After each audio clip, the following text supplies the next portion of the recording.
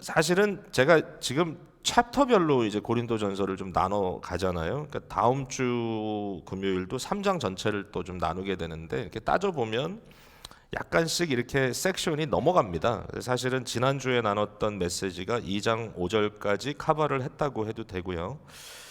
또 다음 주에 우리가 읽게 되지만 3장 앞부분은 또 오늘 나눌 이야기하고 또 연결이 좀 더 잘 되는 것 같고, 결국 1장부터 거론되어 있었던 교회 안의 분열의 문제, 왜 이것이 과연 지금 이루어지고 있느냐라고 하는 그 질문에 대한 답은 3장 마지막까지 가야 결론이 나죠. 그러니까 결국은 지금 다 똑같은 얘기를 계속 반복해서 하고 있다라고 봐도 되는데, 오늘은 이런 제목이에요. 하나님께서 우리에게 은혜로 주신 것이 과연 우리 눈앞에 보이는가?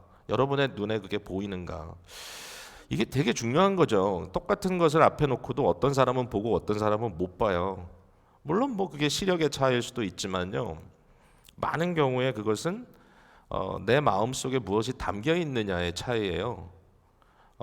내가 어떤 사람을 마음으로 사랑하잖아요. 그럼 그 사람이 내 앞에 나타나면 반드시 봅니다. 수많은 사람들이 이렇게 군중이 지나가도요, 내가 마음에 두고 있는 사람은 눈에 확 들어옵니다. 그렇죠? 근데 아무리 보이라 보이라 그래도요, 그 사람이 내 마음에 없으면요, 안 보여요. 똑같아 보여, 사람들이 다. 그런 거죠. 예, 그래서 가끔 이제 연애 스토리 들어보면 어느 날 갑자기 많은 사람들 사이에서 그 사람을 딱 봤는데 그 사람이 내 거다라고 마음에 확 들어왔다. 물론 이제 어디서부터 시작이 됐는지 그것도 또 하나님의 은혜인데, 뭐 그런 경우 많잖아요. 뭐 청년 수양회 같이 갔는데 수십 명이 있는데 그 중에 한 사람이 너무 빛이 난다는 거죠. 이제 그게 뭔가 이렇게 마음의 소통이 이루어진 것이죠. 그 사람이 내 마음에 들어오고 그 얼굴 모양만 봐도 굉장히 마음이 좋고 흥분이 되고, 그냥 사실 내용도 몰라도, 그러니까 이게 뭐냐면 그 내 속에 있는 것과 연결되어서 보이더라는 거죠, 사물이. 그러니까 내가 무엇이 보이느냐, 내가 무엇이 안 보이느냐가 사실은 내 속에 뭐가 들어있느냐를 측정할 수 있다는 것도 생각해 봐야 돼. 여러분 눈에 어떤 게 보이세요? 예. 여러분 길을 지나가다 보면 뭐가 보이세요? 예. 어떤 분들에게는 먹는 사인만 보일 수도 있고요. 예. 어떤 분들에게는 모르겠어요. 뭐 혹시 이 자리에도 그런 분 계신가요? 어떤 분들에게는 이 클럽 같이 유흥업소가 눈에 확 들어올 수도 있고요. 어떤 분들에게는 재밌게도 길가에 너부러져 있는 홈레스가 보일 수도 있을 겁니다. 예. 어떤 분들에게는 멀리 있지만 십자가의 사인이 눈에 먼저 들어올 수도 있고요. 뭐 그걸 다 뭐 좋다 나쁘다 평가한다기보다는 뭔가 이제 그런 것들이 내 마음과 연결돼 있다는 거예요. 그러니까 여기서 굉장히 재밌는 말을 합니다. 9절 말씀을 보면 기록된 바 그랬습니다. 이게 어디 기록됐냐면 이사야 64장에 비슷한 말이 기록되어 있어요. 그러니까 이것은 사실은 오늘로 얘기하면 코테이션 마크로 따온 건 아니고요. 바울 사도가 여러 가지 그가 알고 있는 구약의 그 지식, 많은 구절을 외우고 있었거든요. 그러니까 그런 구절들을 나름대로 이렇게 약간 각색을 해서 여기서 기록해 놨다고 얘기해도 돼요.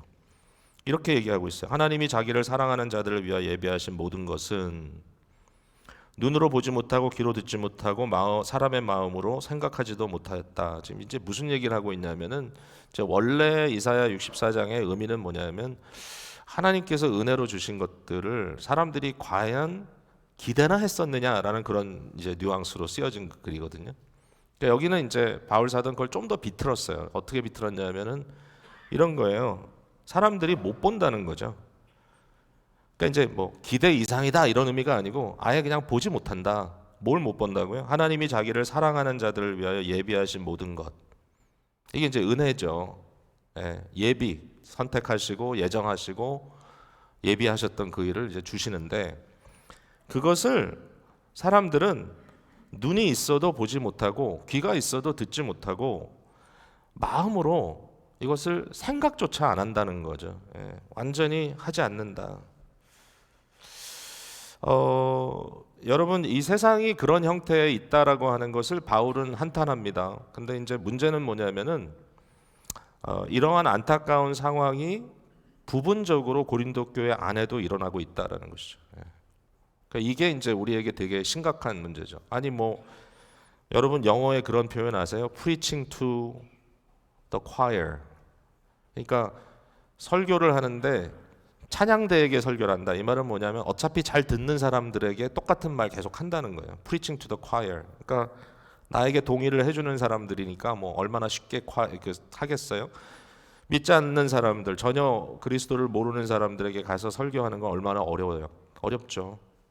그냥 튕겨 나오니까. 그런데 콰이어 같은 경우는 그냥 어차피 교회 제일 열심히 준비하고 나오신 분들이니까 잘 들린다. 이제 이런 뜻인데요. 바울의 이런 편지의 이 논조로 봐서는 교회가 다 콰이어가 아니라는 거예요. 그러니까 교회 안에서도 하나님의 말씀을 듣지만 사실은 듣지 않는 사람들이 있다라는 거고, 교회 안에도 보는 것 같지만 못 보는 사람들이 있고, 사실 마음에 전혀 딴 생각을 갖고 있는 사람들도 있다라는 얘기를 이제 여기서 바울이 하고 있는 거예요. 이걸 어떻게 할 거냐, 그렇죠? 이걸 어떻게 할 거냐. 사실 어떻게 보면 좀 재밌죠. 저희도 지금 이 말씀을 금요일 밤에 나누고 있는데 이제 보통 우리 생각에는 주일에 오시는 분들보다 좀 더 헌신된 분들이 금요일 날 오시잖아요. 그것도 오해일 수도 있어요. 근데 어쨌든 여러분이 이 자리에 나와 있고 그만큼 나름 열심을 내서 뭔가 섬기기도 하고, 또 우리 뭐 미사모 중에는 또 오랜만에 오신 분도 계시겠지만 뭔가 힘들지만 시간을 쪼개고 막 어떨 때는 육신적으로 막 녹아지는 그런 몸을 끌고라도 오는 분들이 사실 계시잖아요. 그런 분들에게 이 얘기를 한다면 이게 맞는가? 이런 얘기는 좀 찔릴 분이 많은 곳에서 해야 되지 않느냐. 뭐 이런 생각이 언뜻 들기도 하는데 그것도 오해일 수 있어요. 그것도 오해일 수 있어요. 왜냐하면은 이제 이번 주일날 우리가 또 말씀을 나누겠지만 그리스도께서 우리에게 요구하시는 의에 대한 이해는 서기관과 바리새인들을 능가해야 된다 그랬으니까 우리가 일반적으로 생각하는 열심만 가지고 쉽게 판단할 수는 없다라는 거죠. 그게 사람의 열심일 수도 있고요. 사실 따져보면 나는 바울파요, 나는 아볼로파요, 나는 게바파요, 나는 그리스도파요라고 싸우던 사람들이 열심이 없었겠습니까? 열심은 있었죠. 이 사람들도 보통 열심이 아니었겠죠. 그러니까 이게 어떤 면에서는 씩씩거리면서 열심 내고 하는 거냐 아니냐를 따지는 건 아니고요. 좀 더 근본적인 것을 말하고 있다는 것을 알 수가 있습니다. 왜 못 본다고 했을까요? 이걸 왜 못 본다고 했을까? 이제 여기에 대해서는 약간 은밀함을 얘기합니다. 7절에 보니까 오직 은밀한 가운데 있는 하나님의 지혜를 말하고 있다. 감추어진 것이다 그래요. 이것은 우리의 영광을 위하여 만세전에 미리 정하신 것이었다. 굉장히 좀 신비한 이야기를 하고 있습니다. 이게 아무하고나 통하는 건 아니래요. 이것도 재밌어요. 6절에 보니까 그러나 우리가 온전한 자들 중에서는 이 지혜를 말한다 그랬어요. 온전한 자들. 여기 온전하다는 말은 뭐냐면 성장한 자들. 그러니까 어른들이 된 자들 이런 뜻이에요. mature, 성숙한 자들. 이게 뭐와 이제 반대가 되냐면요. 3장 1절 한번 가보겠습니까? 네. 이렇게 써 있어요. 형제들아, 내가 신령한 자들을 대함과 같이 너희에게 말할 수 없어서 육신에 속한 자 곧 그리스도 안에서 어린아이들을 대함과 같이 하노라. 내가 너희를 젖으로 먹이고 밥으로 아니하였느니 이는 너희가 감당하지 못하였음이거니와 지금도 못하리라. 이거 고린도 교인들이 이걸 처음에 들었으면 얼마나 자존심이 상했을까요? 자기네들은 성령의 충만함도 있고 막 은사도 있고 예언도 하고 방언도 하고 막 난리 뭐 예배 모일 때마다 서로 방언하고 서로 예언하느라고 앞자리를 다투는 사람들로 가득 차 있는 고린도 교회에게 바울 사도는 너희들은 아직 어린아이들이기 때문에 내가 이 하나님의 지혜의 비밀스러운 이야기를 사실상 너희들에게 하기는 좀 부담스럽구나. 이 얘기를 하고 있단 말이죠. 바울 사도가. 그러니까 이 이야기가 도대체 뭔데 이처럼 성숙한 사람들에게 이해되는 것이다라고 말할 수 있을까요? 예.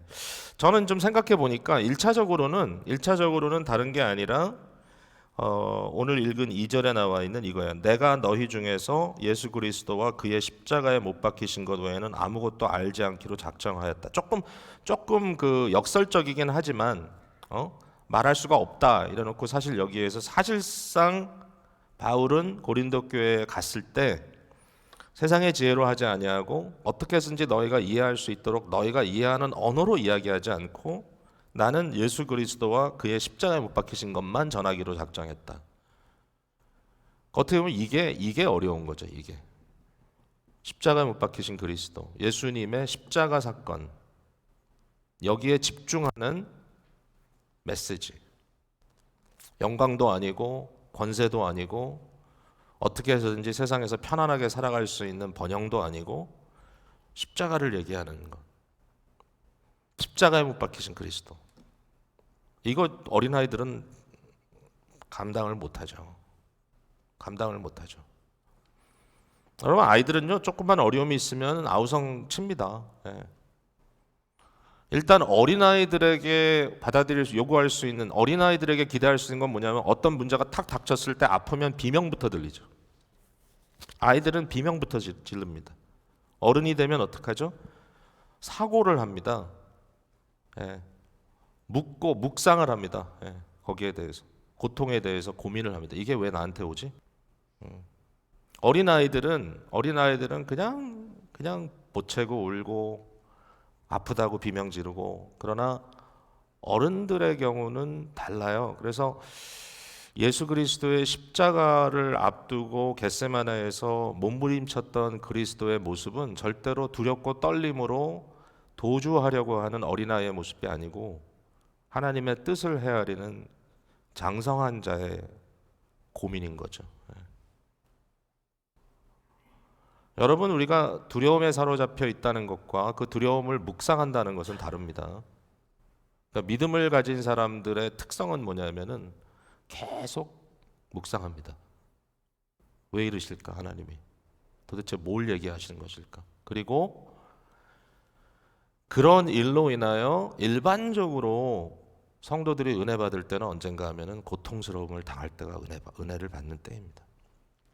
보통 힘들고 어려울 때, 내 앞이 보이지 않을 때, 그때 기도 속에 하나님을 갈망하고 거기에 대한 응답을 간구하기 위해서 주님의 은총을 정말 사모할 때 뭔가 내 인생의 신앙이 뚝뚝 꺾이면서, 뭔가 내 안이 꺾어지면서 한 걸음 한 걸음 크게 앞으로 나아가는 것들을 경험하는 것이죠. 그게 그리스도인들의 일반적인 모습입니다. 고난이 없이 성장하는 것은 사실은 불가능합니다. 어린아이들도 그냥 크는 게 아니죠. 어렵죠. 고난이 있죠.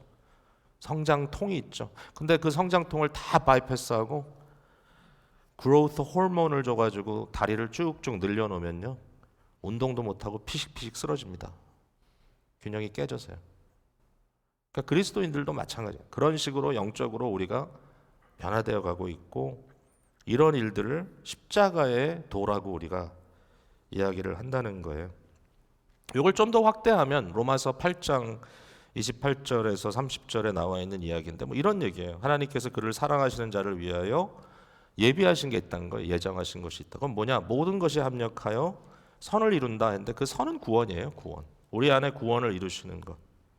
참아들 그리스도를 통하여 하나님께서 택하신 백성들을 구원하시는데, 우리가 그리스도를 닮게 하시고 그 과정 속에 우리를 의롭다 하시고 우리를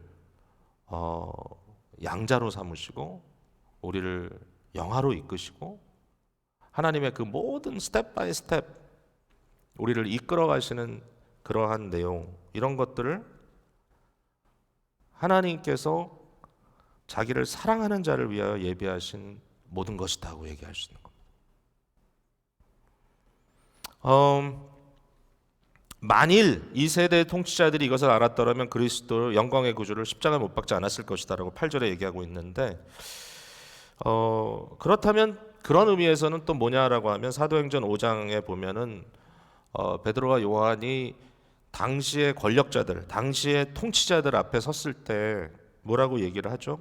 결국 그리스도 예수를, 너희가 못 박은, 십자가 못 박은 그리스도를 하나님이 다시 살리셨고 그를 통하여 회개와 제사함의 이 역사를 너에게 주셨다. 우리에게 주셨다. 그리고 그를 우리의 킹, 왕과 우리의 구원자, 세이비어로 삼으셨다. 이런 이야기예요. 결국 십자가의 도가 가장 기초적인 것이고 동시에 가장 장성한 자를 위한 것이라는 역설적인 메시지입니다. 기독교에서 십자가를 빼면 어떡합니까, 여러분? 여러분, 우리가 아무리 사람들과 나이스하게 모든 사람과 어울린다고 할지라도 종교를 혼합하거나 통합할 수는 없어요. 자유주의 신앙이나 신학자들이 갖고 있는 패턴은 뭐냐면은 어떻게 해서든지 우리 자신의 어떤 독특성을 버려서라도 그냥 let's get along 하면 된다고 생각해요. 그건 아니에요. 기독교의 핵심은 사랑이다라고 얘기합니다. 맞아요. 근데 그게 아무런 사랑이 아닙니다. 아버지가 아들을 주시기까지 사랑하신 그 사랑입니다. 예수 그리스도가 빠진 기독교는 없습니다. 예수 그리스도가 빠질 수 없는 기독교라면 기독교에는 반드시 스텀블링 블럭이 있어요. 예, 그것을 받아들이지 않으려고 하는 자들은 걸려 넘어질 수밖에 없는 필터가 있다고요. 필터. 그 필터가 뭐냐? 십자가입니다. 십자가를 거부하는 사람들은 크리스찬이 될 수가 없어요. 십자가를 이해 못하는 사람들은 그리스도인이라고 말할 수가 없어요. 그리스도인은 누구예요? 그리스도와 연합된 자, 그리스도를 따르는 자, 그리스도를 닮아가는 자, 그리스도의 마음이 나의 마음이 되는 자. 거기에 핵심은 십자가를 통한 부활의 영광에 이르는 것입니다. 십자가를 거부하는 자는 그리스도 따를 수 없습니다. 누구든지 나를 따라오려거든 자기를 부인하고 날마다 자기에게 주어진 십자가를 거부하지 말고 짊어지고 나를 따르라. 그러면 너희가 어떻게 된다고요? 누구든지 수고하고 무거운 짐진 자들아 혼자 고민하지 말고 내게 오면 내가 너희를 쉬게 하리라. 내 멍에는 내가 너와 함께 지어질 십자가는 쉽고 가볍다. 이게 굉장히 말이 안 되는 것 같은데 그러한 역설적인 것을 경험해 나갈 때 우리의 신앙은 한 번씩 앞으로 가는 겁니다. 불가능할 것 같았는데 이거 도저히 감당할 수 없을 것 같은데 어느 순간 기도 중에 하나님께서 감당할 힘을 주시고 이거는 막 너무너무 모든 세상이 다 무너지는 것 같은데 어느 날 그것을 통하여 하나님이 내게 깨달음을 주시고 나의 삶의 발걸음을 앞으로 가게 하시는 거예요. 어렵다고 피하고 나에게 불리하다고 피하고 어떻게 해서든지 나에게 뭔가 이렇게 유익하게 생각되는 것만 쫓아가는 사람들이 언제 십자가를 경험합니까? 네. 십자가. 제가 오늘 명예를 걸고 짧게 한다 그래서 끝을 내야 되는데 중심적인 얘기는 하나도 못했어요. 뭐예요? 성령 얘기입니다. 성령 얘기. 성령을 통해서만 그것이 보이게 되고 성령을 통해서만 우리가 그리스도의 마음을 갖게 되고 이것은 반드시 우리가 이루어내고 또 경험해야 될 부분이고 그러니까 성령에 속한 사람이냐 아니면 세상의 영을 받은 사람이냐 세상의 영을 받은 사람이라는 건 뭐냐면 세상에서 사람들의 눈에 가치 있게 보이는 것이 우리를 좌지우지하는 결국은 세상의 가치에 의해서 우리가 계속해서 인도함 받는 그러한 상황 결국은 십자가의 도를 모르는 사람들이 일반적으로 생각하는 그 생각에 사로잡혀 있어서 그런 것들을 가지고 자기를 증명해내려고 하는 것 그걸 떨쳐내는 것이 이 비밀을 지닌 사람들의 성화의 과정이다. 바울 사도가 이제 결국 꼬집어내는 건 다음 주에 우리가 나누겠죠? 바로 이런 겁니다. 저들이 왜 그토록 당파를 짓고 내가 잘났다고 얘기하느냐? 저들이 크리스천이라는 이름은 가졌지만 어린아이이기 때문에 뭘 못한다고요? 세상의 가치대로 측정해서 사람들 사이에 인정받을 것을 포기하지 못하고 여전히 자기의 잘남을 자랑하고 있다. 세상적으로. 그게 만약에 교회 안에 보편적인 상황이라면 그 교회는 세속적인 교회입니다. 소망이 없어요. 회개의 부흥의 역사가 일어나기 전에는. 교회가 어렵고 힘들다고들 다들 아우성인데 거기에 대한 가장 올바른 답은 모두가 무릎 꿇고 회개하기 시작하는 겁니다. 목사부터. 리더부터 해야죠. 리더부터. 누구든지 나는 살고 너는 죽으라는 그런 일은 절대로 해결되지 않습니다. 예수 그리스도께서 앞서 돌아가셨습니다. 앞서 죽어주셨습니다. 그게 우리 주님입니다. 그러니까 우리도 글로 가야죠. 그러면 놀라운 일들이 우리 앞에 열릴 겁니다. 저는요, 이 교회가 뭐 대단하지 않잖아요. 사실 뭐 감사한 일도 많지만 우리가 뭐 대단한 걸 했나요? 그냥 모든 게 다 은혜죠. 그리고 근데 기대는 참 많은 것 같아요. 주위 사람들이 뭐 이렇게 기대가 많은지 모르겠어. 뭘 어떻게 하라고. 저는 이제 좀 힘이 빠졌는데 어떻게 보면. 그런데도 기대되는 게 뭐냐면요. 뭔가 브레이크스루가 있을 거예요. 어느 순간에. 진짜. 왜냐하면은 하나님이 그런 계획을 갖고 계시지 않는다면 이렇게 귀하고 좋은 분들을 한 자리에 모아놨을 리가 없어요. 저는 사실은 그런 면에서 리더십이 별 볼 일 없는 사람이에요. 웬만한 교회는 여러분 같이 훌륭한 사람들이 교회에 있었다면 아마 굉장한 일들을 할 수 있을 거예요. 저는 그걸 못해요. 저는 아주 연약한 리더예요. 그런 면에서. 그래서 하나님께서 좋은 분들을 많이 보내주셨어요.